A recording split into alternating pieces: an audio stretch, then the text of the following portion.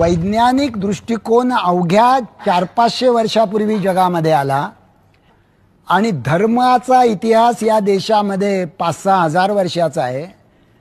आणि आपल्या देशाच्या घटनेत असं म्हटलंय की it is a duty of every Indian citizen to promote scientific temperament.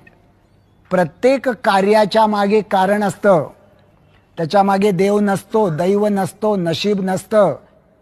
या देशामध्ये असं सांगण्यात आलं, तू ओबीसी आहेस तुला एवढंच समजेल, तू दलित आहेस तुला काही समजणार नाही, तू स्त्री आहेस तुला शिकण्याचा अधिकारच नाही।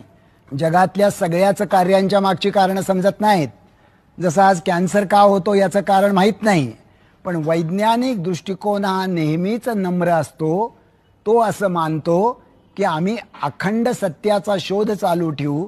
तो कधीही धर्मासारखा अंतिम सत्यावर उभा नसतो, तर सत्याच्या सातत्यावर उभा असतो। अंधश्रद्धेची खरी भयानकता ही आहे, मुलगी ज्यावेळी घरी येऊन सांगते की मी माझं लग्न ठरवलंय तो दुसऱ्या जातीतला आहे, तेव्हा तिचा शास्त्राचा पदवीधर असलेला प्राध्यापक बाप तिला असं म्हणतो की बेटी तूने ये क्या किया, पूरी खानदान की इज्जत खतरे में मिला दी।